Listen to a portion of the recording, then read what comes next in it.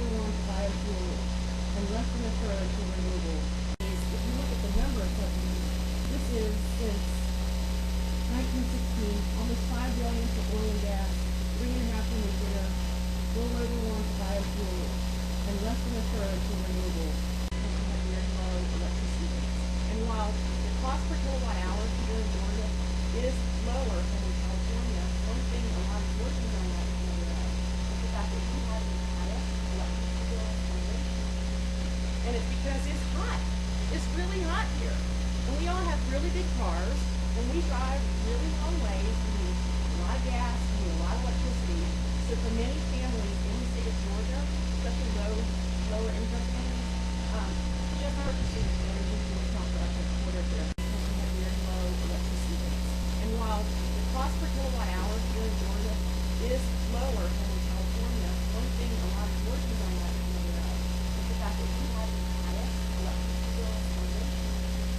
And it's because it's hot. It's really hot here. And we all have really big cars, and we drive really long ways. We need a lot of gas, we need a lot of electricity. So for many families in the state of Georgia, especially lower income families, just purchasing energy from the pump for up to a quarter here. Utility beats natural gas peak power right now. You all heard that gas is cheap, and it is. It's not going to stay that way. This is really about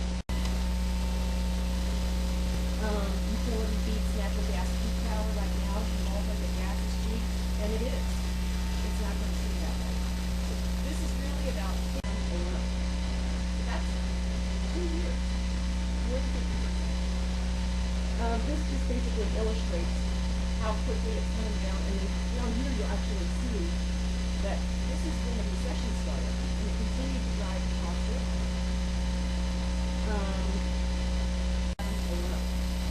That's 2 years. More than 50%. This just basically illustrates how quickly it's coming down, and then down here you'll actually see that this is when the recession started, and it continued to drive costs up.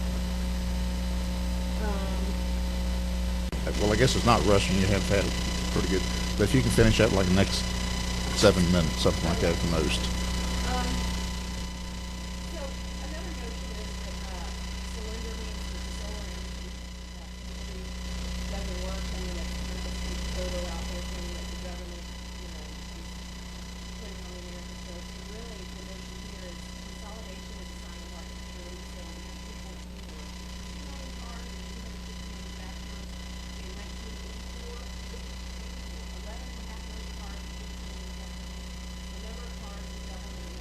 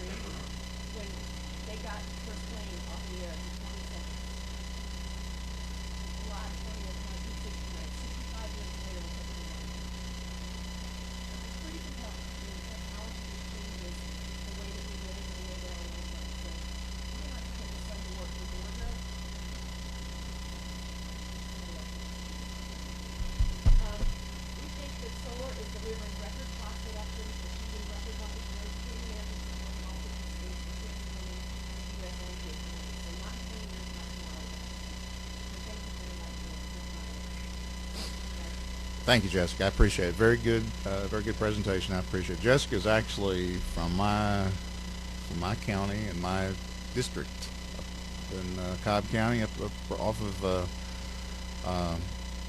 Bells Ferry Road. That's where she grew up and went to school up there at Sprayberry. So I want to thank you for a good presentation. You did a very good job. Thank you. Thank you. And if I may, a lot of people out in the public there I recognize are very, very special people all through there. But I have to recognize one. I hope I won't embarrass her. But because she is also from my district and she's my constituent, Benita Dodd, I see her back there in the corner from the Georgia Public Policy Foundation. I saw you all the way back in the corner. But she's my constituent, so I could not fail to recognize her. Thank you for coming. We do have some questions, Jessica, if you don't mind answering them. I don't know who was first. I'm going to start down here with Chairman Martin. Thank you, Mr. Chairman. Jessica, thank you for your presentation. I think we've all been there when the audio-visual stuff didn't work, and you have to keep it together. You did a very good job. No, we probably don't have time to get to the details here, but you know, in full story, I've been with the Southern Legislative Conference. We've had presentations on coal, on renewable energy, on solar. We've done a lot of things. On page 2 in the book, it talks about subsidies, and one of the things I think people are at now is, you know, when you subsidize something, you do that to bootstrap it up to get it started. My question, I guess, is going to be twofold. In there, you show 2.45 for nuclear and coal and whatever, and only you know, less than $1 billion for solar. But that's really out of context in terms of the amount of electrical generation that the nation has gotten from that. So as you present, I mean, if this comes back under a bill or in more presentations, I'd like to know the full story of that, you know, dollars over megawatts generated over that period of time. But the question related to that is this. At what point do you see those two curves in the industry where it can happen without federal subsidies? Because when you talked about the agreements and somebody paying for it to go on top of the house, the way that works is the federal government sending them a check for, you know, 30%, 40%, 50% to the company that's financing it, and that's there. When do you see, and it may be 2 years out, 6 years out, 10 years out, but do you have any vision for when there will be an economics of scale, when technology will be there, that this will move forward and be the subsidies will be relative to other forms of energy? So thank you for that question. It's an important question. We receive it a lot.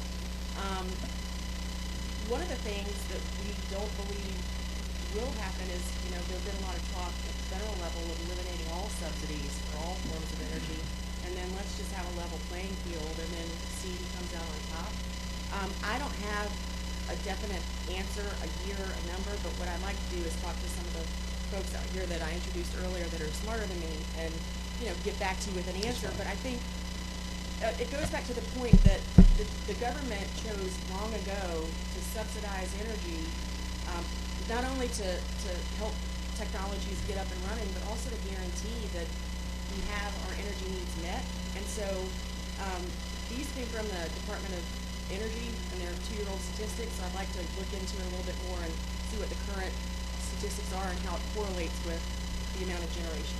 Yeah, and if I may, this will be the last, Mr. Chairman, but the subsidy there, I mean, part of that was to roll out electric lines to put, you know, portions of the rural areas in the country, you know, over the 20s, 30s, 40s, and 50s, much like we've seen on the telecom area. So, yeah, that's just what I like. You know, when can it bootstrap itself up, and maybe if the subsidies aren't gone, you know, completely, but at what point does it become more economical on its own? Well, and one of the people that I think is best suited to answer that question actually couldn't make it today, but I'll get with him and I'll get back with you. Thank you. Thank you. Thank you. I think Representative Smith was next. Thank you. Thank you, Jessica, for the presentation. I have one question. In light of the fact that you mentioned Georgia Power and the GPASI agreement, I'm sure that you have a good working relationship with Georgia Power. In saying that, back in the 60s, there was a comic book character. His name was Dr. Solar, and I was captivated by that as a kid, back in the 60s, of course. Now, fast forwarding to research and development technologies, has there been any discussion about incorporating small modular nuclear reactor technology with the solar process to ensure that there's longevity with the power cells going forward? Has there been any talk of that? I don't understand the question. Has there been talk of The nuclear component. mini nuclear? Yeah. SMR technology is a new technology, small modular nuclear reactors.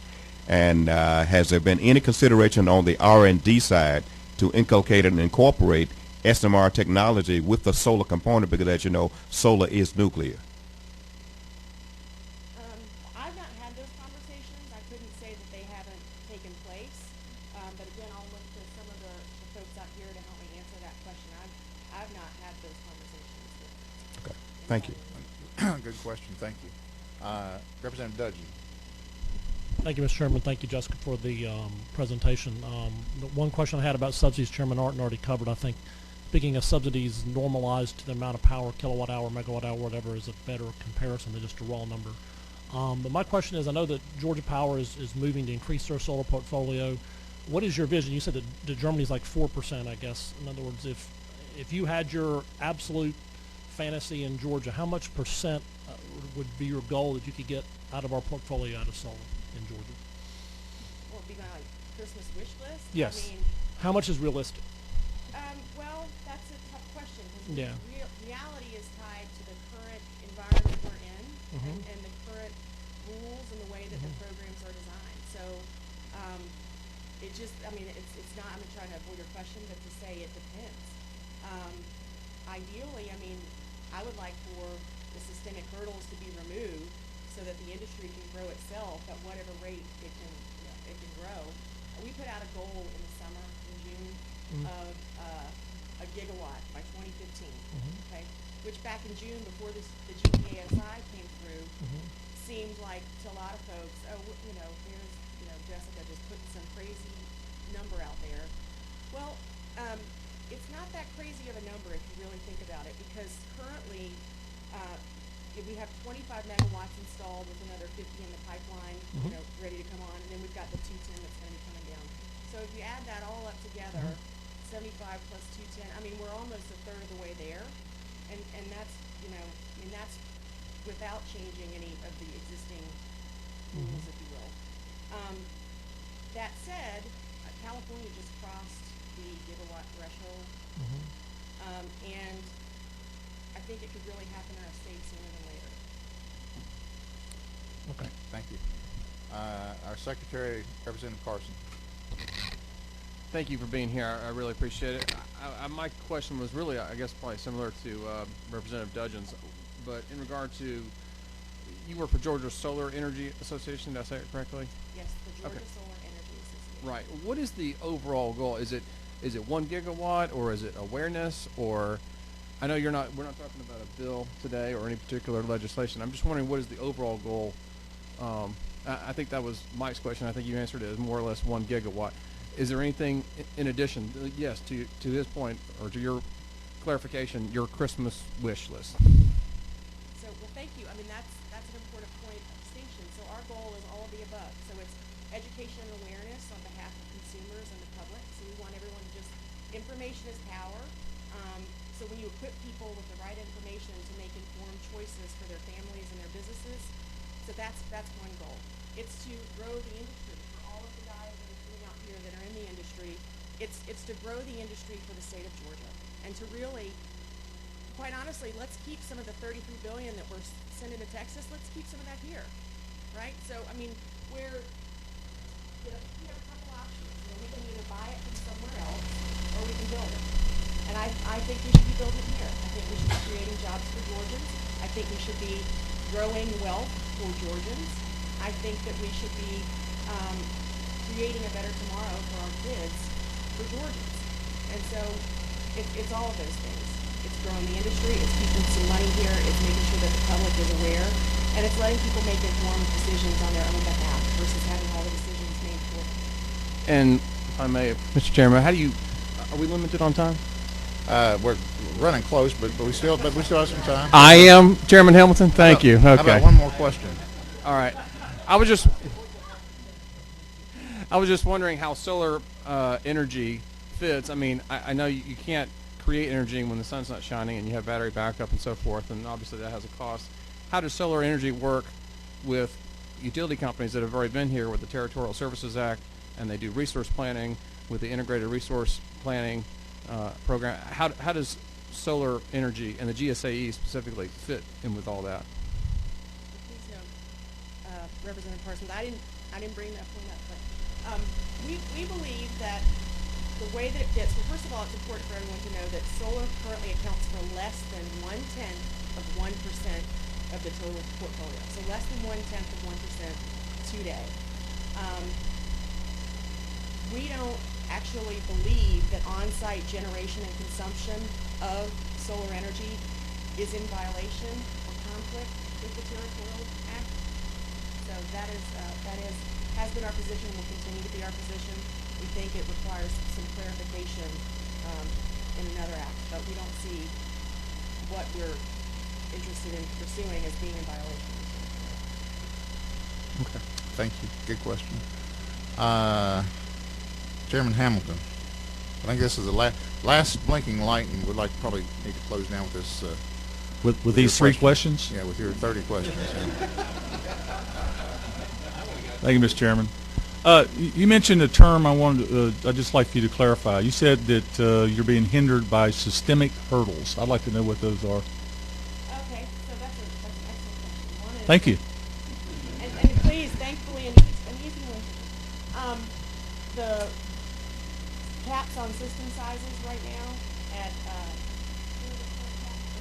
10 and 100 kW as they exist. So we believe that removal of the caps on the system sizes is one of the systemic hurdles. We think there are too many taxes. So Too many what? I'm sorry. taxes. There are too many taxes, and so really, let's remove some of the taxes on, equipment sales, or just looking at ways to eliminate some of the taxes to help the industry grow. Of course, those same taxes are used to subsidize other people, right? And so, let's talk about California. You brought up California. Give me an idea of what's going on in the solar world in California. So I don't know specifically day in and day out because I've mostly been following what's been going on nationally, but really here in Georgia. Well, you mentioned California, something going on, so. Well, my comment on California was that a lot of people think solar doesn't work here because we have low electricity rates, right? Cost per kilowatt hour. What that doesn't factor in my mind, is if you took the taxes off of your power bill, you maybe should factor in the environmental compliance costs as well as the nuclear cost fee, then do the division. So the number is not as low as some people have you believe it is. But when I brought up California, it was that yes, they have higher cost per kilowatt hour, but we have higher electricity bills here because of our climate. What's the current subsidy level in California for solar power? I actually am not sure, but that's another thing I'll make a note to follow back up. Would the range of $2 billion annually be a reasonable number? I actually don't know what the right number is. Okay, but I will look into it, and I will certainly. I mean, California, when you raise California up as a model state, they're only probably. But I didn't raise I know, but you're talking about how things are done in California, and they've got twice the utility rates. They've got $2 billion in electrical subsidies. They also are $50 billion out of budget right now, and so I would just be careful when you do that. And you talk about job creation, the other part of job creation. If we doubled our utility rates here in Georgia, how many jobs do you think that would create? Well, I'm not looking at double our utility. Well, I know, but the point is somebody's got to pay for this. When we go, someone brought up the UAF, and y'all know I'm very passionate about the UAF fund, trying to eliminate that. We've had that around for years because we decided who the winners and losers were, and we were going to subsidize for rural Georgia to go ahead and give them that money. And now the fund continues to go up instead of down. So that's my concern with this. I think that we in the government, yes, for many years have picked winners and losers, and I think it's a very slippery slope. And so that'll be one of the things that I'll have an interest in as we pursue this is, when you talk about systemic hurdles and all those in lowering taxes, well, I suggest what you're talking about, you're actually going to raise taxes so that you can turn around and give a particular industry the subsidies. Somebody's got to pay for that. And so, in fact, you turn around and raise the taxes in the other industries. And so, I'm a free market guy. Yes, I was in the oil and gas industry, and yes, I was in Texas for an oil company, so appreciate all the money that was sent there. My dad's retired Exxon, so to vilify that industry like a lot of the people are doing, I'm not saying you're doing it, but there's a lot of great things going on in the oil and gas industry. And solar has a place. Sorry, Mr. Chairman. Okay. Solar has a place, but I think we just need to be completely candid when we throw everything out there on the floor. Thank you. Good questions, good points. And I did want to make sure that we weren't hearing any bill or any particular legislation or anything like that. And I made it very clear, and not that she would have done it or her associate would have, but I made it very clear. And this will be something that I'll expect as we go through the session. That you mentioned vilifying. I don't want any segment of the industry to vilify another segment of the industry, whatever, in any way. What we want people to do, and she's here today to talk about the Solar Association and what they're doing, and that's it. Very good points. We've only got seconds. Or you can take as much time as you want to, but we're going to close out though with a question from Chairman Geisinger. Thank you, Mr. Chairman. I think you're on. I'm curious to know, you admitted that the rate for solar is so much higher than the utilities rates that we're paying now for coal and gas and nuclear. How soon do you expect that rate to get down to the point that they will blend and it'll make sense to us so that we can all out here buy solar rather than what we're buying? And how do you expect to get that to the user, not just putting it on the roof, because someone had been talking about some commercial use and wheeling over someone else's lines without paying for it? How do you expect you see all that working? So just to understand your question, when do I think that solar will be cost competitive for businesses and homeowners with, is that the question? Or? Basically. Okay. Well, part of the presentation that we didn't get to go through, and I'm happy to share, is that in many places, utility scale solar, which are the solar farms, already competes with nuclear and coal, and it already beats natural gas peak power, so those are the utility scale systems. On-site distributed generation of solar already makes sense for a Walmart or a Home Depot or an IKEA. It's just whether or not we have the industry and market conditions to allow that to happen. Mr. Chairman, if I may, one quick question.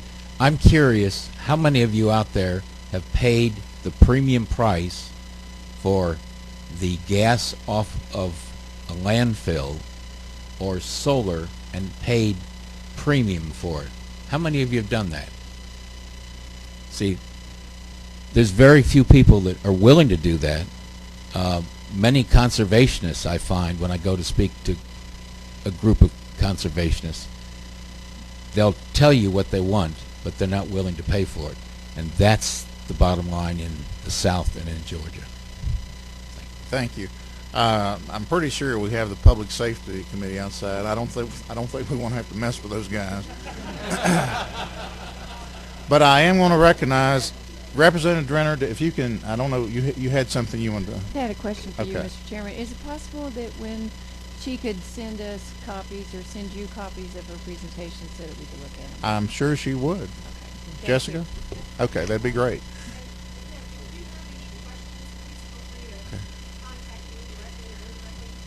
All right. Thank you, Jessica, for a very good presentation. I think it's your first presentation for a committee, and I think you did a great job.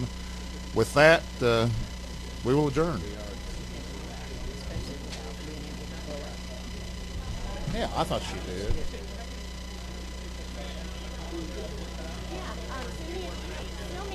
Send me an email. I do. They're coming back down.